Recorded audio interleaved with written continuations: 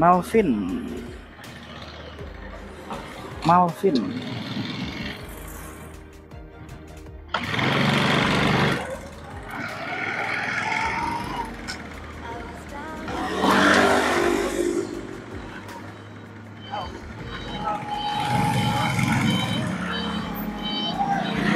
Residence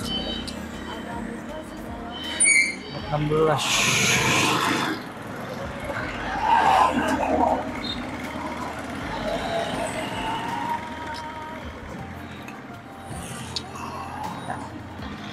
Bang Melvin ya? Di lurus apa balik? Iya nih, bang. Sambilan nih.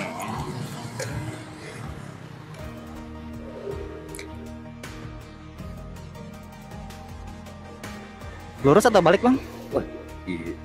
Kaget nih. Lempeng aja bos. Lempeng aja, lurus aja ya. Siratal mustaqim deh.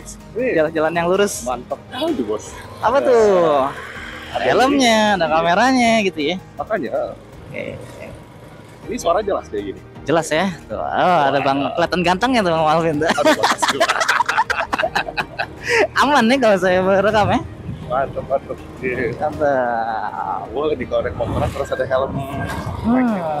Ada make-nya begini. Padahal bang Malvin nih udah banyak transaksi di Gojek ini. Iya. Udah lebih dari 1000. Oh iya. Dari review saya. Lebih dari 1000 dan reputasinya bagus nih. Ratingnya nih 47 katanya. 4,72. Wah, kayaknya udah dang setahun ya. Iya, minggu lalu pas. Minggu lalu? Jalan. Pas yang dikit boleh gitu. Nah, tadi Kalau 4,5 gue udah mikir. Iya. Tapi kalau pas tengah masih standar. Di standar ya. Kalau menurut saya nih ya, 4,4 sampai 4,6 itu standar lah, tengah-tengah. Tapi kalau 47 ke atas itu udah indikatornya udah baik gitu. Tadi terkonfirmasi tuh pas saya sampai, udah keluar tuh. Udah siap gitu buat dijemput. Itu indikator awal tuh Bang Malve. Terkadang ada orang yang begitu driver sampai Pas baru turun. enggak, bahkan nunggu 10 menit bisa. Wah, itu udah nggak kebayang kan kalau orang-orang tipe kayak Bang Malvin tuh ngebayangin bikin orang nunggu 10 menit kayaknya Sendiri bos. enggak, iya. Terasa bersalah banget kan gitu. Itu makanya di konten saya sering membahas tentang empati, Bang. Jadi bagaimana kita bersikap. Harusnya kita lebih berempati nih, mikirin apakah yang kita perbuat ini bikin orang lain rugi atau enggak, bikin orang lain kesel atau enggak gitu kan. Gitu, Bang. Ini kita recording bos. Kenapa? Ini kita recording. Recording nih. Dan saya senang mengapresiasi tipe-tipe customer yang positif. Gitu. Bukan untuk menjilat ya, tapi untuk menormalisasi seharusnya kayak begini loh customer. Dan saya pun berusaha mencontohkan yang baik gitu. Seharusnya driver pun begini loh, kalau dapat order jangan nunda-nunda gitu kan. Cara berkendaraan yang aman gitu. Oke, kalau masing-masing kerjaan sama-sama cari duit. Betul, kita harus punya pikiran tentang kesetaraan gitu kan, saling membutuhkan gitu. Iya betul. Kita memang gitu. Biasa nariknya pagi pak atau pagi sama siang, kadang sore juga masih. Telur Gang Cil itu ya. Mana aja deh bebas ya. Aman aja bos. Aman aja. Apalagi ada mobil gitu, kayaknya ngelihat mantap deh. Bongsor aja sih. Takut dia belok. Ada bongsor ya.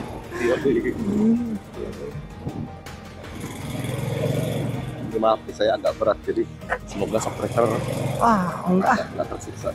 Wah, itu lagi orang kalau udah ngerasa agak nggak enakan, saya ngelihatnya tuh positif banget gitu. Aduh, masalahnya saya hitung berat saya kemarin baru triple digit pak. Iya. Waduh. itu dia masalah saya. Yang bikin jadi ini ya. Apa sih? Itu dia. Bikin jadi kayak aduh enak juga gitu. Enak juga ya. Tapi ada beberapa kali saya dapat customer yang jauh lebih gede. Oh. Tapi kayaknya kayak nggak ada ininya ya. Bahkan minta cepet tuh bang. Saya mikir, waduh, iya bang, ini bukan masalah. Jangankan cepet nih bang, nih kita tanjakan aja suka ngedel nih. Gitu. Dalam hati, cuman kalau ngomong ke depan orangnya kan nggak ini. Iya. Kecuali kalau bang, Sorry pak. ayo, nggak apa-apa. Yang kagak ini. Oke. Ya dua-duanya salah sih. Lalu kalau yang tadi saya bilang itu, ya kalau ke Bang Malvin kan udah paham nih. Jadi kalau saya ajak bercanda begitu juga aman gitu. Aman aja bos. Ah. 1 kuintal. Iya kan 3 digit udah hitungan 100 gitu. Coba mengurangi. Coba mengurangi. 8 bulan 7 lagi ke tahun lalu. Gitu ya. Susah bos. Makin Susah. Iya. Makin banyak santainya, ngemilnya juga banyak gitu jadinya. Iya, makanya. Jadi males kan. Jadi males. Belum mulai. Nah, Ada YouTube channel apa atau Instagram atau apa gitu? saya uploadnya di YouTube, TikTok, Instagram, Facebook. 4. Kalau YouTube sama TikTok, nama channelnya Sensitive Human. Sensitive Human. Saya betul. Kalau di Instagram nama panjang saya sesuai aplikasi. Oh. Disambung. Ini surat. Oke, terima kasih. Harus ketemu. Waduh. Oke. Sip. Thank you Bang Malvin. Sama bos. Dan sebenarnya saya bikin konten dan channel ini bukan sekedar hiburan, bikin konten hiburan atau mungkin nanti tujuannya cari uang doang, bukan. Tapi lebih tinggi dari itu nih Bang Malvin. Gimana visi misinya bos? Nah, visinya nanti saya pengen jadi orang yang cukup berpengaruh agar bisa ikut andil dalam membuat Indonesia lebih baik melalui pendekatan psikologi nih Bang. Saya ingin psikologi. enggak. Cuman saya tertarik dengan apapun ilmu pengetahuan yang berkaitan dengan kemanusiaan. Nah, salah satunya psikologi, psikologi, sosiologi, mungkin ada filsafat di situ, terus juga pokoknya yang berkaitan dengan kepentingan umum aja. Dan berita-berita tuh saya cukup update gitu. Nah, saya ikut arak-araknya beliau. Sorry? Ikut arak-araknya si itu juga. Anak-anak siapa? Arak-arakan yang kemarin. Arak-arakan demo gitu. Iya yang yang nganterin itu siapa? Oh, Sama Afan. Afan. Saya nggak ikut itu. Saya juga nggak ikut demo. Nggak pernah ikut demo dan kayaknya nggak akan pernah ikut demo. Wajar. Justru saya bikin konten. Ingin mengajak sebanyak mungkin orang, yuk kita mesti cari cara lain lagi, yuk kita udah nggak bisa pakai demo nih gitu. Benar. Karena demo itu udah nggak efektif, nggak efisien juga gitu. Dari segi efektivitas, mana coba perubahan-perubahan dari sekian banyaknya demo, apa coba yang bisa merubah secara signifikan? Sampai sekarang kayaknya nggak ada. Undang-undang perampasan aset aja masih belum. Segala macam kemarin belum, yang 17+8 belum, yang lain-lainnya belum. Dari segi efisiensi juga itu udah mengorbankan berapa nyawa, mengorbankan berapa halte TJ itu kan. Betul. Nah, sekarang waktunya kita cari cara lain yang lebih cerdas, yang lebih efektif dan efisien juga, minim resiko gitu. Nah, ini saya sedang membangun cara yang saya maksud tadi. Saya udah bikin teori psikologi yang kayak ada rumusnya, itu bisa diterapkan dan saya yakin kalau semakin banyak yang menerapkan ke diri masing-masing, nanti akan ada efek yang signifikan tuh secara umum gitu, secara lebih luas lagi. Ini udah Denmark kalau apa? Ada di Denmark belum? Kita tahu saya boleh. Dikit-dikit sama Bapak. Oke. Saya senang ada orang yang tertarik. Kayak sangat jarang gitu ya.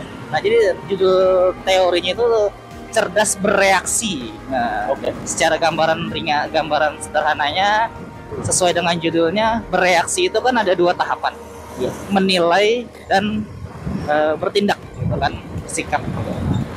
Dari setiap tahapan itu kita harus menggunakan mengoptimalkan kecerdasan kita secara majemuk. Jadi kecerdasan intelektual, emosional, spiritual juga, agar kita lebih kritis dalam berpikir, lebih tenang dalam mengambil keputusan, dan lebih bijak gitu dalam mengolahnya tuh, menilainya juga, apalagi nanti sampai bersikapnya gitu. Banyak orang yang sekarang ini sudah berpikirnya benar, tapi salah dalam bersikapnya. Kayak misalkan ada yang apa sih, udah tahu yang sebenarnya, udah berpikir kritis, tapi saat menyampaikan ke orang lain terkesannya menggurui dan benar-benar melukai gengsi orang lain. Jadi orang yang sebenarnya dia sadar dia salah, tapi karena cara ngasih taunya menyakiti, jadi denial gitu. Nah, itu yang saya bilang itu langsung kelihatan sih. Iya. Kali ada konter atau apa kan? Iya. Gitu. Apalagi kalau di debat. Nah, jangankan orang awam, orang yang udah pro tentang debat aja, mereka masih begitu. Nah, itu yang menurut saya tuh kayaknya harus bener-benerin apa ya, di tadi apa, trademarknya nih itu ya. Nah, itu ya disebarkan. Nah, sebenarnya nih Bang Malvin, saya bikin konten ini sebagai alternatif. Tadinya saya nggak mau saya yang jalanin. Saya pengen menyampaikan ini ke para influencer aja nih, biar mereka yang udah punya follower banyak. Saya pengen diajak ngobrol sama mereka nih. Saya DM, saya komentar di konten-konten mereka, tapi nggak ada yang balas dengan serius gitu. Kalau di DM nggak ada yang pernah balas, tapi kalau di komentar ya balasnya cuma formalitas doang. Iya. Nah, ya udah, lakuin sendiri. Ya itu dia makanya. Tapi mungkin Allah menyiapkan rencana lain ya. Jadinya memang ini jalan saya gitu. Saya kira. Panggilan, Pak. Iya betul. Makanya ada yang nanya nih, bikin konten apa nih Mas? Apa motivasinya nih? Apa alasannya gitu tadi kan? Ya lebih ke panggilan batin gitu. Karena memang saya ngelihat ketidakadilan yang semakin parah gitu kan. Ketimpangan, gap antara si kaya dan si miskin ini makin parah gitu kan. Udah saya kayak pengen menciptakan keadilan saya sendiri. Gitu. Nah, cuman roadmapnya ya udah saya buat, langkah-langkahnya tinggal penerapannya aja. Ini langkah pertama nih dari 4 langkah yang nanti mau saya jalani. Langkah pertama bikin konten sebagai pengenalan ide dan gagasan yang mau saya bawa, plus pengumpulan sumber daya untuk ini apa sih, kayak amunisi lah, apa sih namanya sih? Ya, untuk maju ataupun apapun lah. Ya betul. Nanti kalau dapat duit dari konten sini, saya tadi mau alokasikan ke sana. Nanti saya pengen bangun komunitas. Untuk benar-benar masing-masing anggotanya bisa menerapkan teori tadi, cerdas bereaksi. Nanti kalau udah mulai bisa, saya bangun organisasi secara nyatanya. Bisa jadi kayak wildfire sih, Pak. Tuh, saya pengen bangun organisasi yang bisa menggantikan tugas DPR nih untuk memfilter kebijakan-kebijakan yang mau dibuat pemerintah. Apakah kalau memang bagus, saya juga ikut mendukung. Kita ikut mensosialisasikan ke masyarakat nih. Ini bagus loh program pemerintah. Tapi kalau memang programnya merugikan, ya jadi cepu juga buat masyarakat gitu. Betul. Kita emang udah butuh transparansi sih, Pak. Betul, transparansi itu dia kuncinya. Jadi tapi walaupun transparansi udah, sayangnya masih banyak masyarakat yang kurang aware gitu, kurang peduli dengan berita. Betul. Beberapa teman kantor juga kalau saya temuin kadang-kadang lagi ngobrol gitu kan soal happening, dia cuma tahu demo atau enggak gitu kan. Kedua malas demo, tapi kayak ngerti itu semua fair banget, tapi makna daripada demo itu kita harus tahu, kita harus ngertiin lah kenapa itu bisa terjadi. Itu dia alasannya kenapa gitu kan. Iya. Dan ya sampai situ doang berarti kan iya. Kepeduliannya bisa kita lebih bikin aware lah sebenarnya. Itu dia. Jadi makin banyak orang yang tahu nih. Ya, makanya saya pernah komentar di itunya Ferry Irwandi. Apa sih? Dia kan ciptain teori FST itu untuk mengubah algoritma gitu kan. Jadi ringkasannya tuh intinya dia pengen konten-konten edukatif agar lebih naik lagi supaya bisa merambat ke penikmat konten hiburan gitu. Betul. Tapi setelah saya lakukan pengumpulan data nih, penelitian secara langsung nih ke pengguna-pengguna ojek gitu kan, customer ojek, kayaknya kalau cuma dari konten doang itu nggak bisa merangkul secara langsung gitu. Mesti kayak tadi tuh yang tadi saya bilang organisasi, saya pengen setiap anggota organisasi itu membuat misalkan kayak konten kayak gini, bikin nyebarin secara random di tempat kerjanya atau di jalanan, di halte TJ, bikin konten aja Pak. Gimana? Tahu nggak berita tentang ini? Tahu nggak berita tentang ini? Kan dari situ kan benar-benar merangkul kan gitu. Nah, itu yang saya pengen nanti jalanin. Ini mungkin jangan diklipin yang ini di tap dulu, tapi koridornya itu rencananya gitu ya. Apa itu? Oh, koridor. tapi kalau kita tutup, nggak pakai tutup. nggak pakai. Alhamdulillah. Nah, sisanya dipakai balik. Kalau mau lanjut clipping aja nggak apa-apa. Tadi ngomong kayak gitu nggak baik. Oh gitu. Nah, terserah sih kalau mau di itu juga itu aja. Ya, tenang aja. Pokoknya apa lo percaya saya mah. Gini, ya kalau misal, nah itu juga salah satunya. Terkadang kita masih terbawa rasa takut. Baru diomongin tuh. Oh, itu bukan ambulan ya? Ambulan. Oke, kalau itu nggak apa-apa.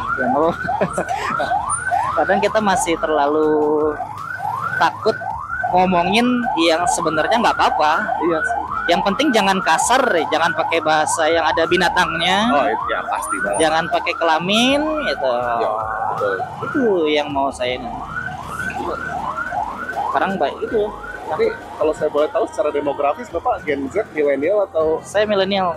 milenial? 90-an lah. Ya, 92 saya. 92 95. Oke, berarti 3 tahun juga. Tapi oke lah, bagus juga. Maksudnya saya kerjaannya sebenarnya nggak ada platform yang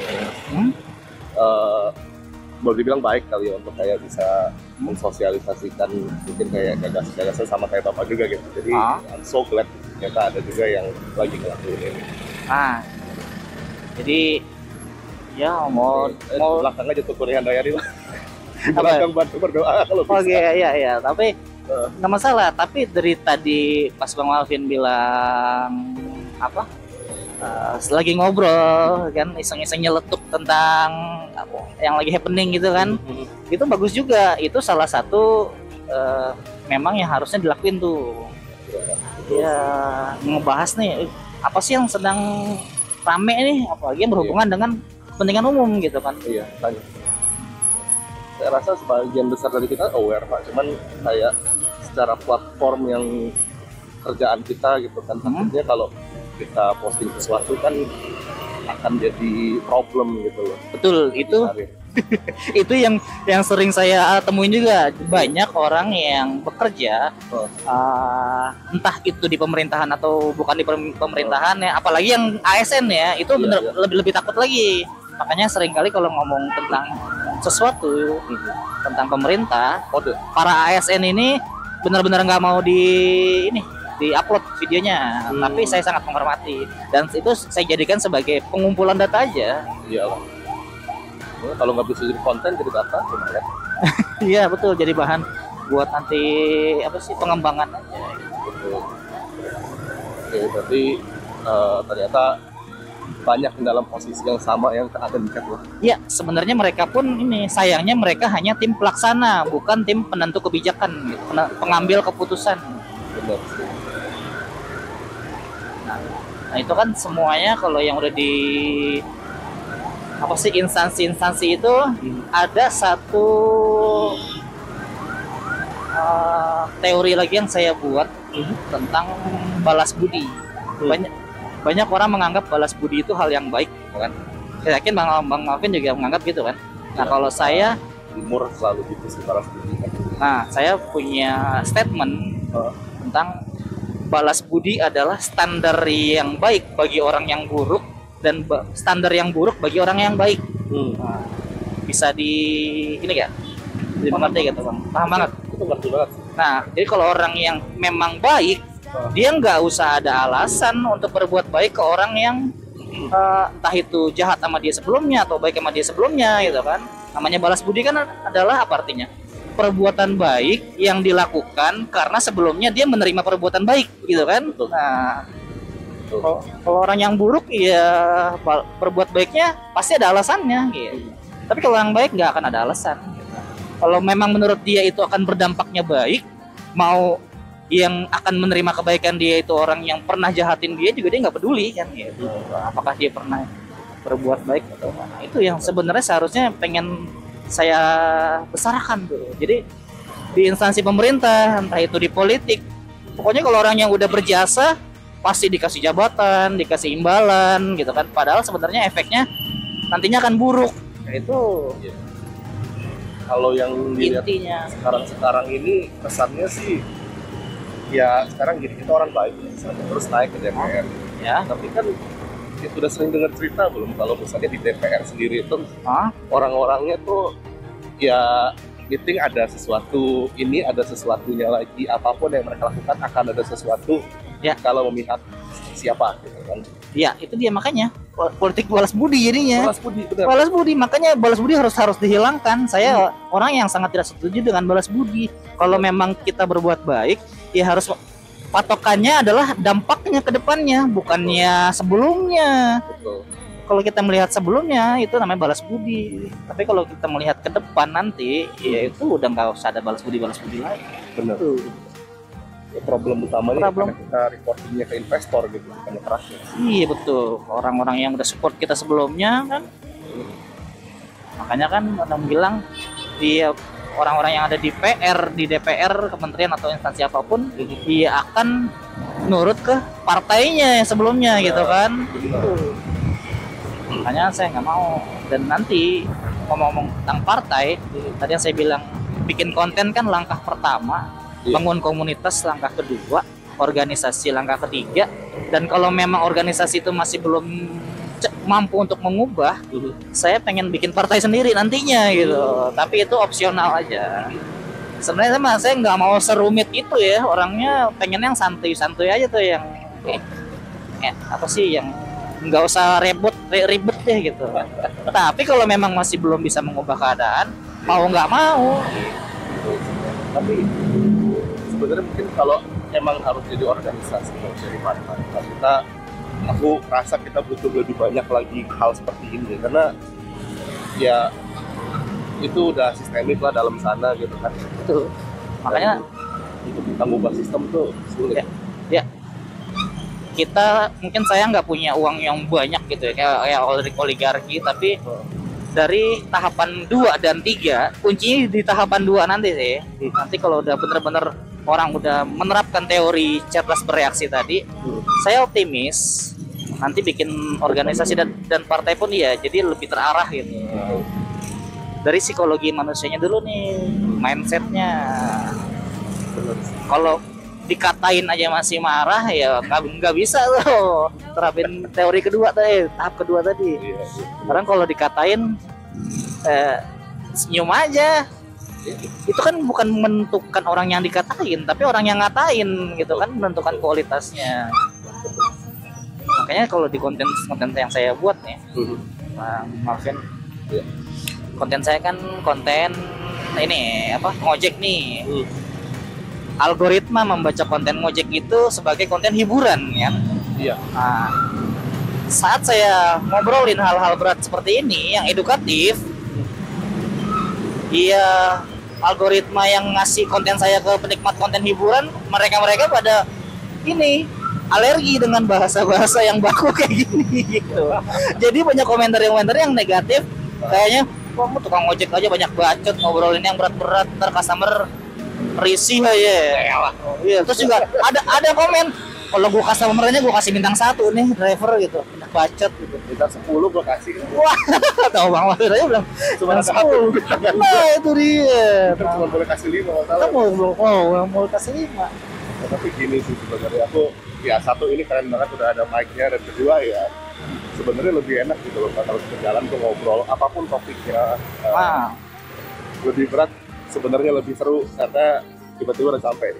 Wah, kan jadi nggak terasa kan? Nggak kerasa. Dan satu lagi ada yang komentar, lu bukannya fokus di jalanan, lu nanti kendaraannya nggak bener membahayain orang. Nah, ini salah satu yang saya sampaikan juga memang mayoritas orang nggak bisa multitasking berkendara sambil ngobrol, tapi bukan berarti nggak ada yang bisa kan gitu. Nah, makanya saya pengen menunjukkan, saya sering nih apa sih nanya gitu testimoni gimana nih Pak. Nah ini secara langsung nih Bang Malvin, dari awal saya berkendara sambil ngobrol, bahkan ngobrolnya yang berat kayak tadi, ada perasaan nggak nyaman atau membahayakan ya? Enggak, aman aja. Sangat aman ya.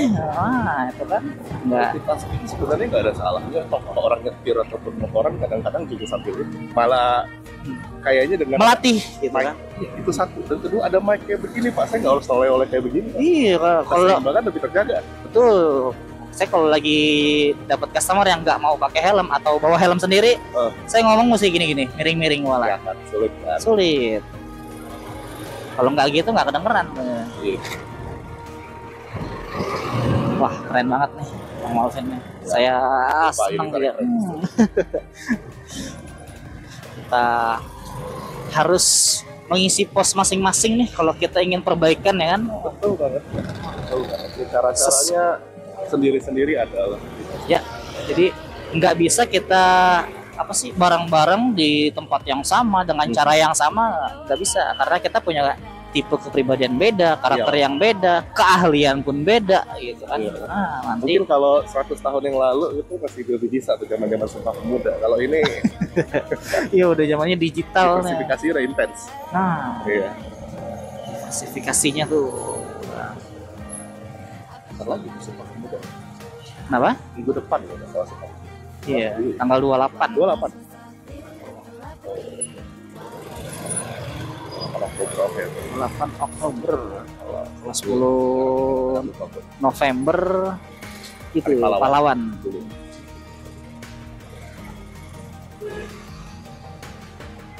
Dan sebenarnya sayang banget ada cerita yang hilang tentang sejarah negara kita, itu berkaitan dengan satu nama orang hebat, Tan Malaka. Wah itu keren banget. Itu sebenarnya panjang lagi tuh role model saya tuh gitu. Jadi bisa dibilang kan dia bener-bener otaknya tuh kayak filsuf gitu kan. Iya, bener-bener memikirkan makna dari segala yang dia pikirkan, yang yang ditemuin tuh apa ya di balik. Iya. Sonanya di ujung ya. Iya, kanan itu. Kapan-kapan kalau Tuhan mempertemukan kita lagi, kita ngobrol lagi. Nah, saya kemarin baru ngobrol sama orang mana dari Gojek Gokar. Dia bilang katanya kalau memang udah pernah bersinggungan sebelumnya dalam radius 6 km, most likely lu akan di pairing up lagi. Kemungkinannya lebih besar ya. Kemungkinannya lebih besar. Nah, tapi biasanya Tomang ke area mana? Kalau dia tuh nih. Kalau saya startnya dari Tomang Utara. Oh, memang tinggal situ. Tomang Utara. Sorry tadi. Enggak, Tomang dekat Roxy Square. Oh, Sumber Waras belakangnya di situ. Tapi setelah itu nggak tahu tuh saya ada di Bolang aja. Ya, kemana orderan membawa lah. Betul. Nah, jadi sini boleh. Sini aja Maaf ya. Mana aja bos. Sip. Makasih nih Bang Malvin. Makasih Pak. Udah tak follow juga. Oke, thank you. Appreciate banget. Siap. Mari, makasih. Ya, siap. Mari. Mantap.